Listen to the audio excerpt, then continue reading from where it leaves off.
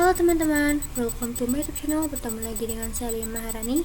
Jadi di sini kita sudah sampai pada bab kelima, yaitu Mikrotik Akses pada MTCH atau Mikrotik Certificate Network Associate.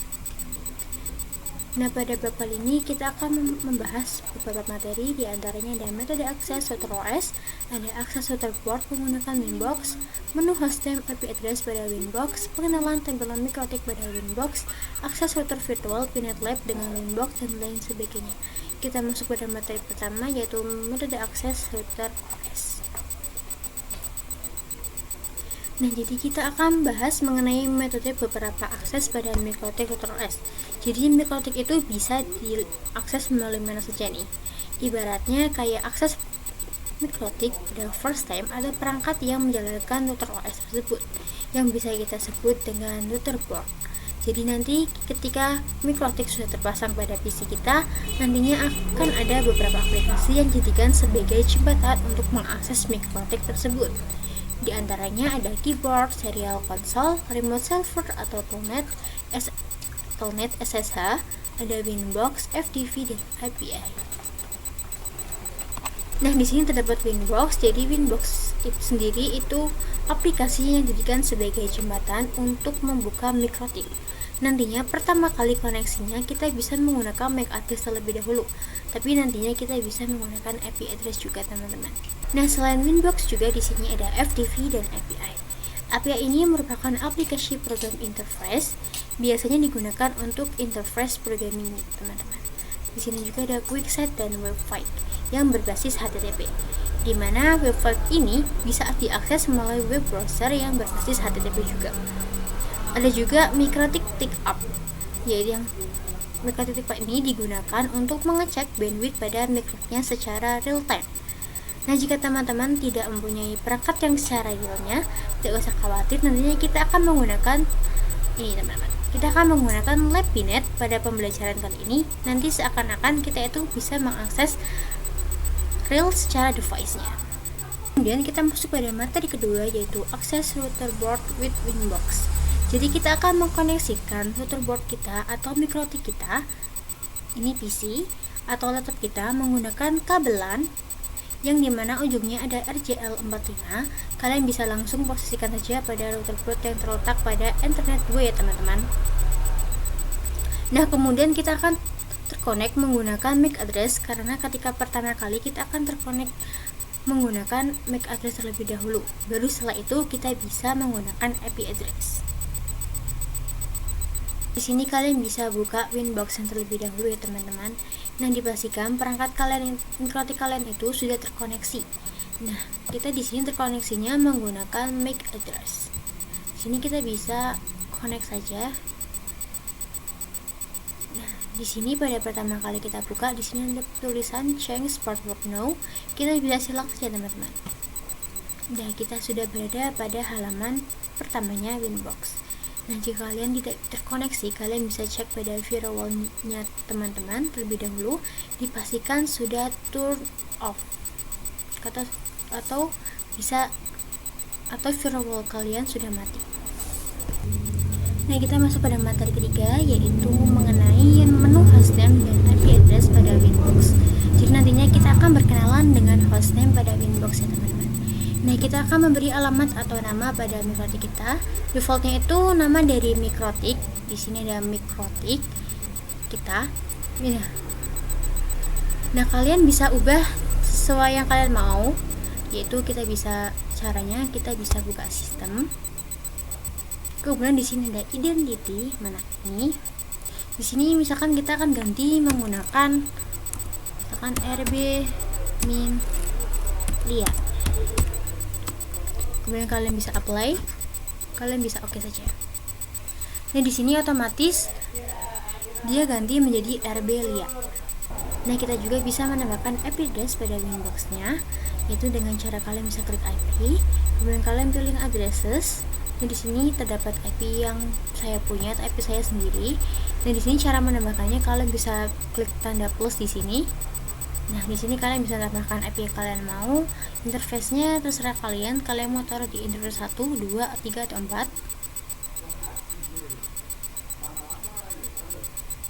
Nah, di sini misalkan saya akan membuat, kita hapus terlebih dahulu API ini agar memudahkan. Caranya kalian bisa ini, kemudian kalian, nah kemudian kita bisa tambahkan. Misalkan di sini saya akan menggunakan IP 192.168.1/24. Jangan lupa prefixnya itu 24. Nah, pada enternya kita pilih enter yang satu aja. Pada networknya di sini nggak usah, nggak apa-apa, kalian bisa apply. Nah, kalau sudah kalian bisa oke. Nah, di sini otomatis IP yang tadi kita buat sudah ada ya teman-teman. Nah, kemudian kita masuk pada materi keempat, yaitu mengenai pengenalan tampilan Mikrotik pada Winbox. Kalian bisa buka halaman Winbox yang terlebih dahulu, kemudian kalian bisa klik yang New Winbox. Nah, di sini dipastikan kalian sudah memiliki versi Winbox-nya. Di sini misalkan saya 3.39 ya teman-teman. Nah, kita bisa mulai dari sini. Dan di sini ada connect. Connect itu merupakan langkah yang dapat kita lakukan untuk connect ke routernya atau router board kita. Kita bisa connect tuh melalui MAC address atau IP address. Di sini ada MAC address dan juga IP address ya teman-teman. Nah, untuk login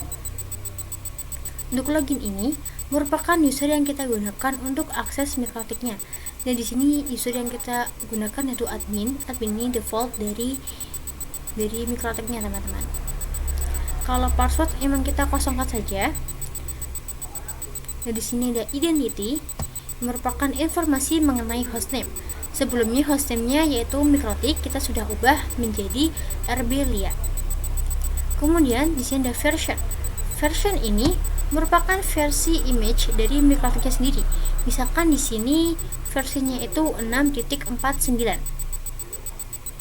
Kemudian untuk board merupakan jenis dari Mikrotiknya. Di sini jenis Mikrotiknya itu yaitu CHR ya teman-teman. Kalau uptime ini merupakan berapa lama Mikrotik kita itu sudah diakses ya teman-teman. Nah, di sini kita coba connect menggunakan MAC address.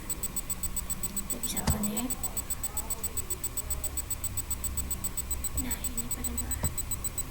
Nah, di sini kita bisa silangan saja.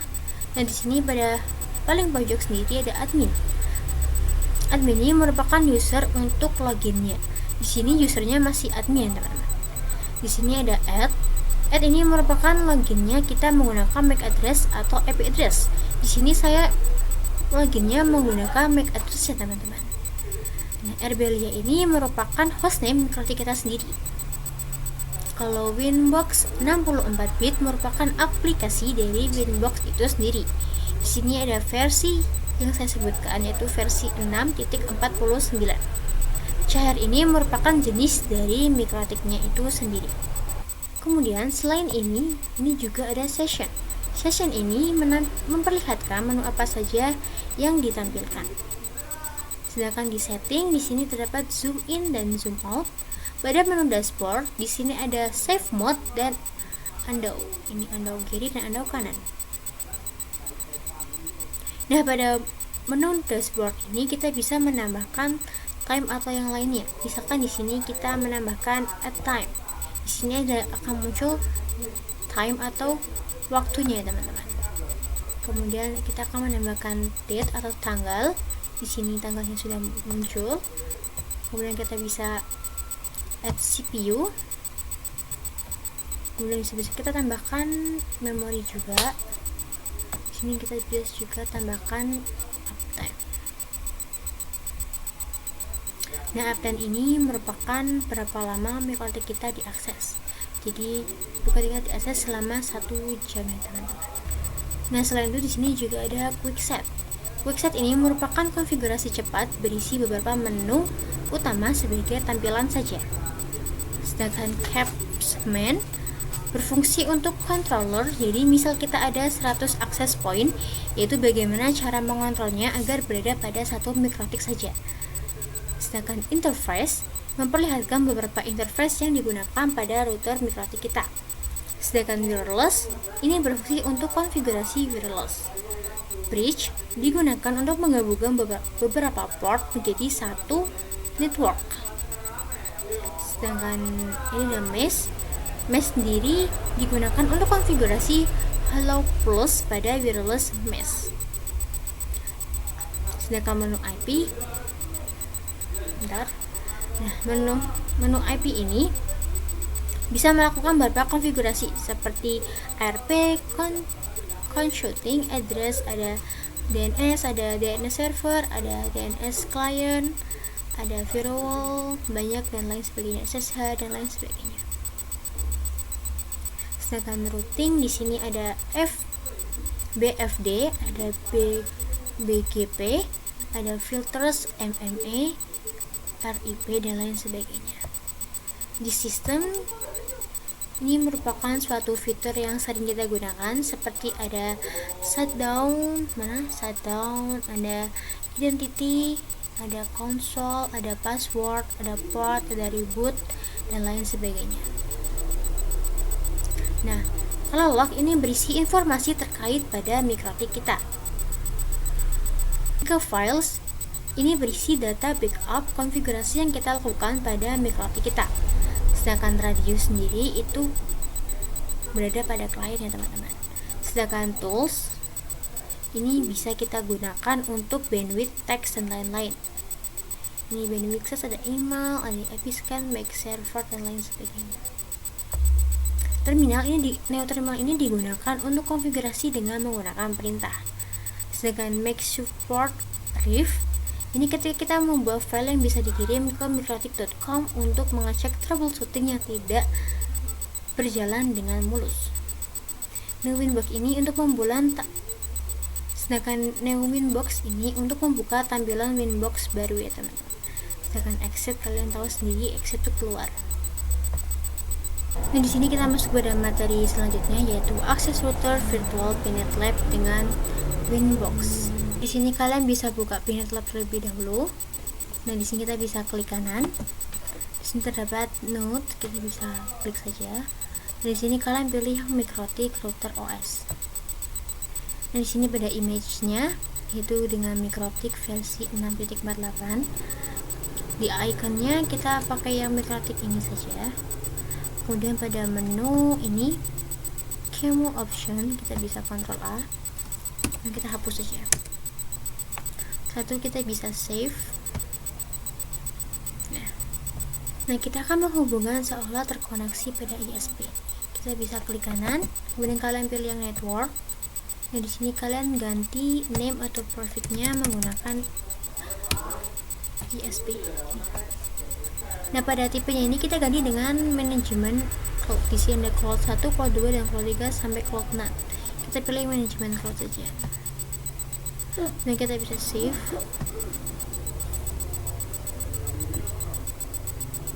Kemudian pada mikrotik ini kita sambungkan pada ISP. Nah, setelah sudah dihubungkan, kita bisa nyalakan mikrotiknya terlebih dahulu. Ini sudah nyala, kemudian kita bisa klik 2 kali. Dari sini sudah buka. Pada mikrotik loginnya kita masukkan loginnya yaitu admin. Passwordnya kita bisa enter saja. Ini N. Kita bisa Ctrl C saja. Jika kalian tidak bisa enter, kalian bisa giniin agar bisa kalian enter. Kita coba enter. Nah, kemudian kita masuk perintah IP address print. Jadi ini tuh untuk mengecek IP addressnya. Dari sini IP address yang muncul yaitu 192.168.31.150. Jadi IP address ini muncul secara dynamic ya teman-teman. Kemudian kita bisa buka Winbox terlebih dahulu. Ini. Kemudian kita masukkan IP-nya pada sini. Kita masukkan IP-nya pada sini. Seperti 192.168.31.150. Seperti ini ya teman-teman. Ini kemudian kita bisa connect. Dari sini kita bisa terkoneksi menggunakan Pinet Lab ya teman-teman. Nah, kemudian kita masuk pada materi ke-6 yaitu Webfig.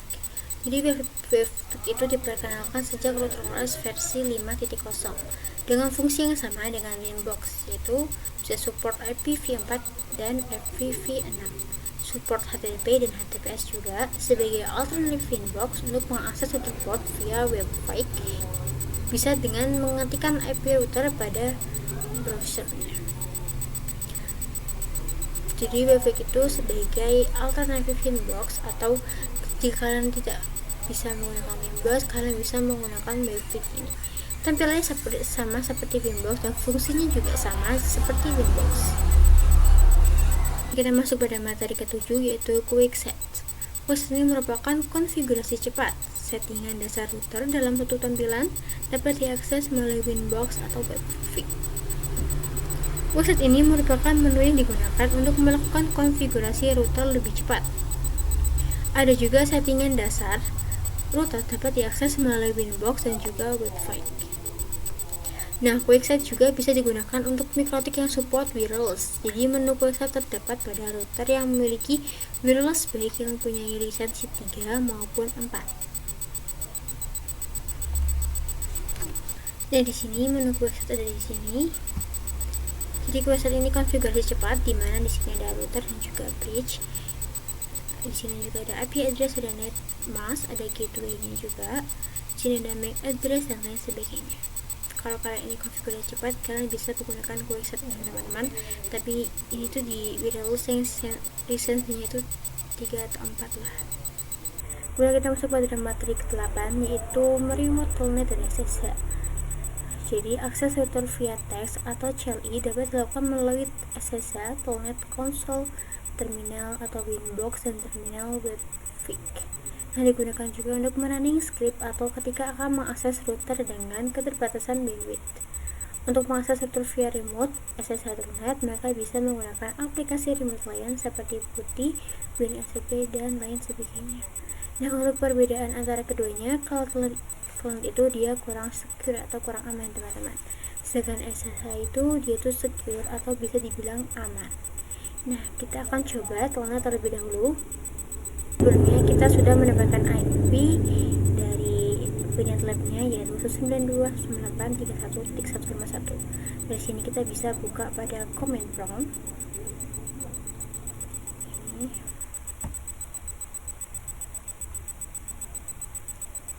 Dari sini kita bisa ketikkan dengan telnet, kita masukkan IP-nya.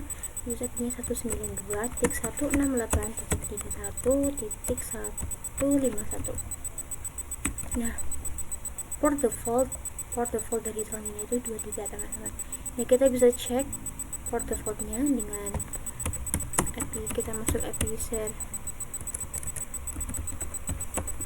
terlebih dahulu, kemudian kita bisa print. Ini terlihat bahwa pada telnet ini portnya itu 23. Nah, kemudian kita bisa enter. Kita bisa masuk dengan admin. Nah, password kita enter saja. Kita bisa Ctrl+C. Ini juga. Nah, seperti ini teman-teman, kita bisa mengubah port pada telnetnya. Caranya kita bisa pergi ke Winbox terlebih dahulu, kemudian kalian bisa klik IP. Kemudian kalian klik pada share features. Di sini pada port telnetnya kita bisa ganti sesuai yang kalian mau. Di sini bisa kalian ganti.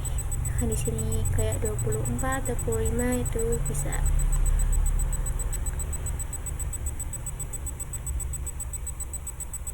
Nah, kita akan coba SSH. Kita bisa buka PuTTY terlebih dahulu.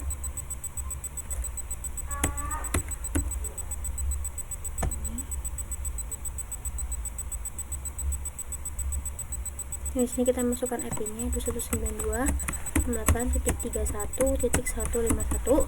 Ini portnya itu port default dari PuTTY-nya langsung. Kita bisa open. Nah, kemudian kalian bisa klik account.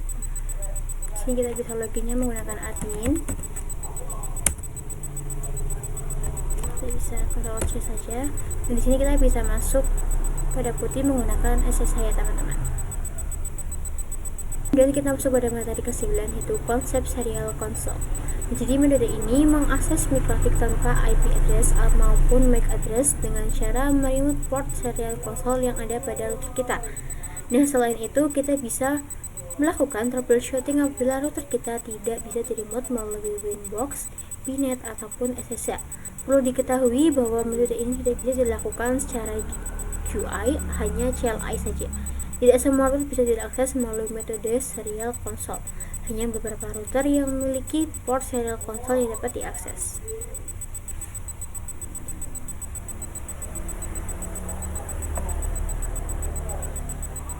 Nah, serial konsol ini digunakan apabila ketika lupa atau salah dan telah mendisable semua interface pada mikrotik. Serial konsol dibutuhkan saat kita menggunakan install.